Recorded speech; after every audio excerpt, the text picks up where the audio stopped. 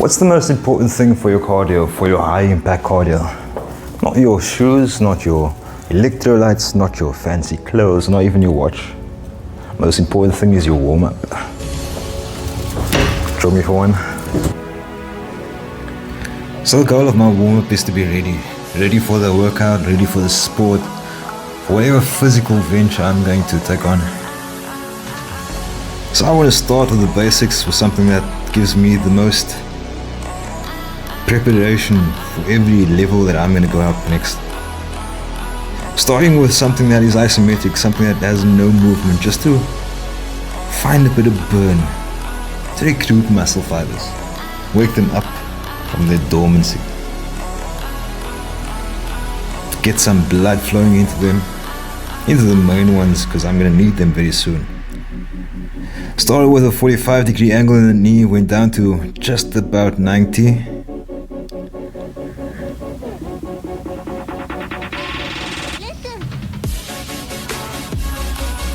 Because the 45 doesn't work as much. It's a weird way to start, a great way to start, but gotta look for more, right?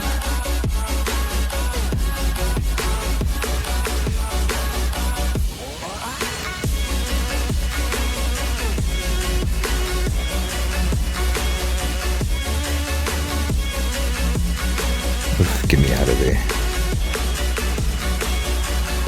This one's unique. It's a bit harder to explain. This is like a deadlift that is a slight stiff leg deadlift. So I'm trying to keep my back as straight as possible while trying to push my knees back as far behind my toes as possible. Can't see it at this exact angle, but my toes are lifting a bit. I'm pushing my knees even further back the more I get used to this. All in an effort to wake up the hamstring, the lower back, and potentially the glutes as well. Yeah, you can see my toes doing a little funny dance. There they lift. All the weight is in the heels. That's the main reason why. Arms down in front of me to help my hips go further back.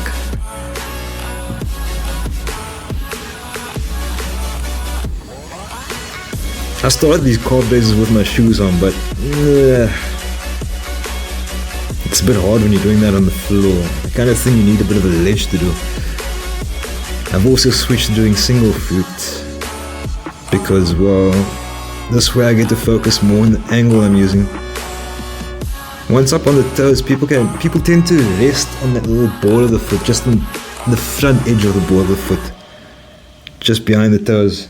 Ideally, you're pressing down into those toes as well to help you go up.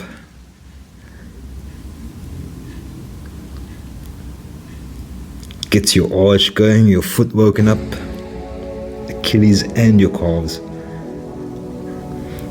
Now, you know the shoes go on and get serious.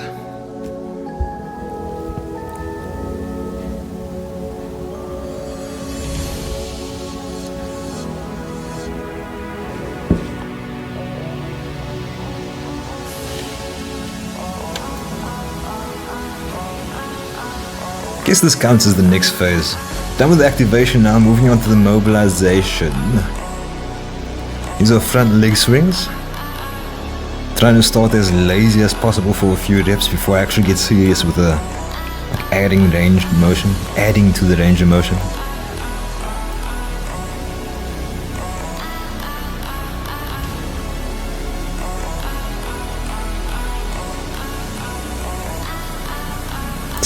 Simple, lazy, before it starts to go about 8 out, maybe a bit above that.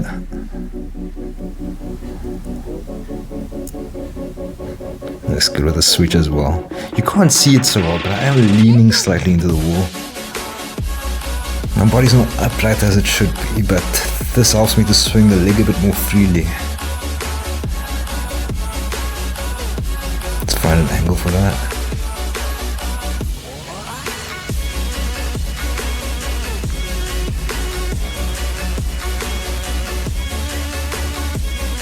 It is also a good place to see.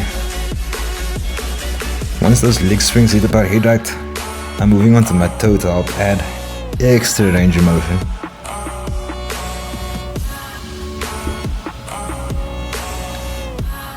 There you can see the hips actually lifting up to the floor. off the floor, just raising. You can see the angle of my body as well.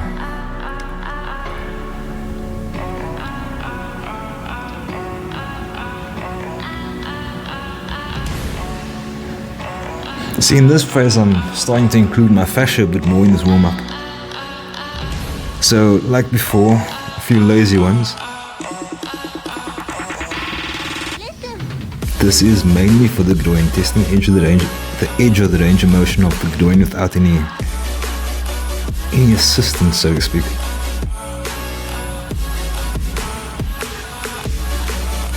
Hip joint groin seems to be working fine when the leg starts to go just above horizontal. Then I'll switch.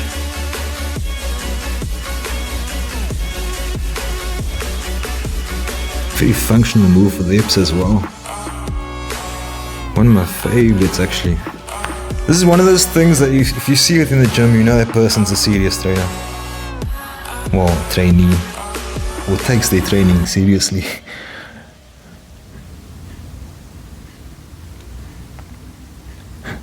Just opens up those hips so nicely. You can get your hammy going there too. I've obviously switched to getting the toe up on both sides.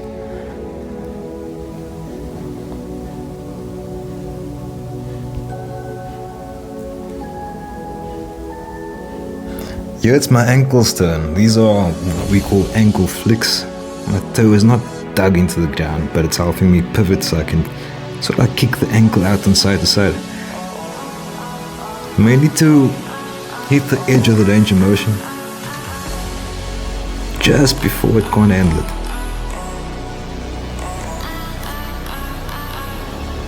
Wakes up the calf and the lower leg muscles. Makes it a lot easier for you to run next time. Later at least. Your ankles working up. You save a lot of energy with that little warm up right there. Right, some functional inclusions for a change. This is a sumo squat.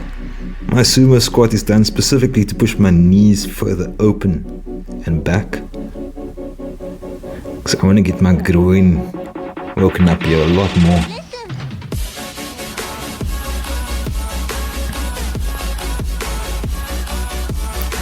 Deep sumo, nice straight back.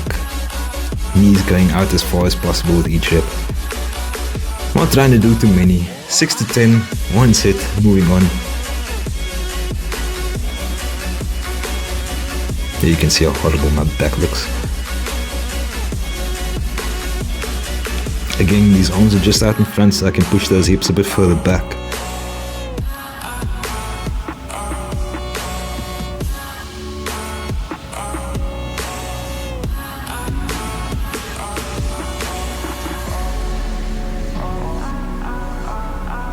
Sumo squats, don't forget them. Moving on to deep squats. This time my feet will be slightly narrower than the one before this. Sumo squats have a wide foot stance. My ankles just around, just outside shoulder width. This one is with my ankles just below my shoulders, or in line my shoulders.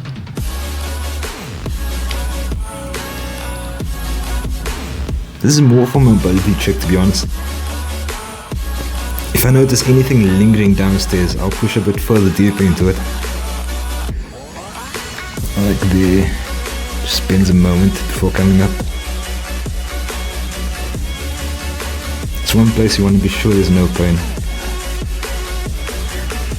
Now moving on to my lunges.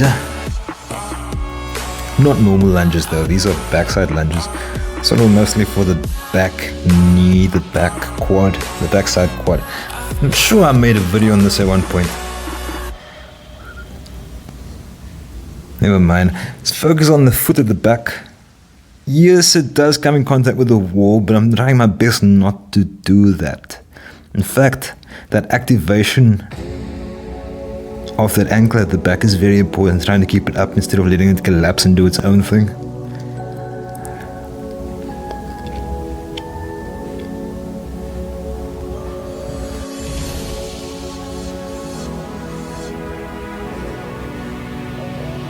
Onto this lateral pistol squat. Not the deepest one you can do, not the most difficult either. Pretty easy. I don't think you can see from here. I'm trying my best. Once coming off the floor from the bottom, I'm trying to lift my foot up first. Instead of leaving my foot up and lifting my knee first. It's a very important part. I've got to get the weight of the leg up from the bottom.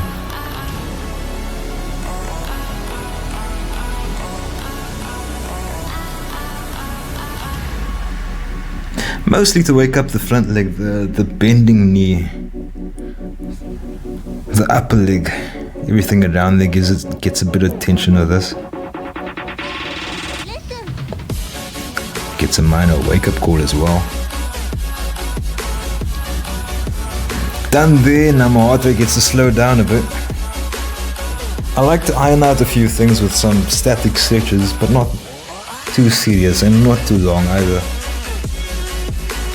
Not like my normal flexibility workout would have. Few things are warm, makes it easier to open up with the blood flowing around the body the way it is now. I'm pushing my knees down as far as I can and trying my best to relax into the position.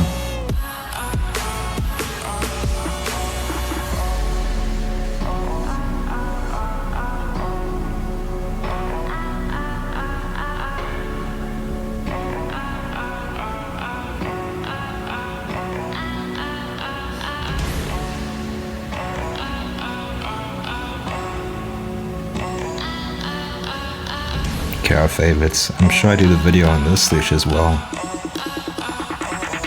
Definitely my most favorite one.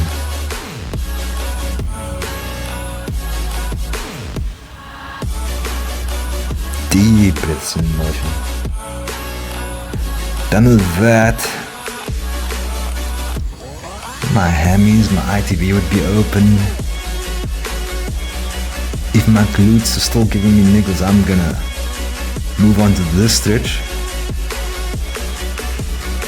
Usually mandatory, just to check to be sure. You don't want tight calves. You don't want tight glutes on your run. That's the worst thing you can do. One of the worst decisions you can make as well. Moving on to my sit and reach. Now all those lower back little fibers that were giving me messages in the previous stretches are going to get a bit of a stretch in that. Fortunately not too much. Got that out of the way. Here's the bonus now. Now that the blood flow and the heart rate has slowed down a touch, we're going to wake this up. Similar to what we did earlier with the bent over stiff leg deadlift. Hanging down on the hammies, weight in the heels, pushing my hips back as far as possible, pushing my knees straight as well, waiting till it's almost unbearable, hips forward, down, up. Call it a double plyo.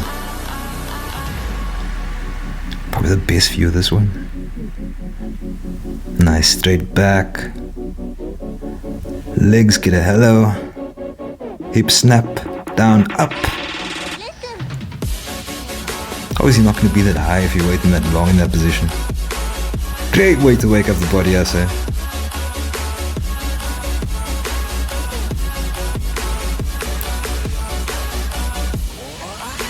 Second bonus had a bit of a bug in my face. It's a lateral lunge. Out to the side, jumping out off it. Warms up a bit just to be sure. Can't go right deep into this one. This is very complicated if you miss it and you're not ready.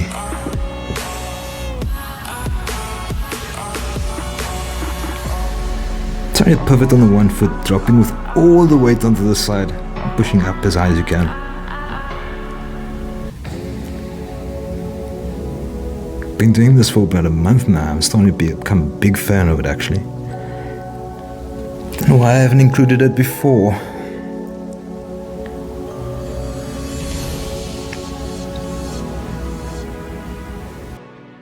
So the weather's warm, the body feels good.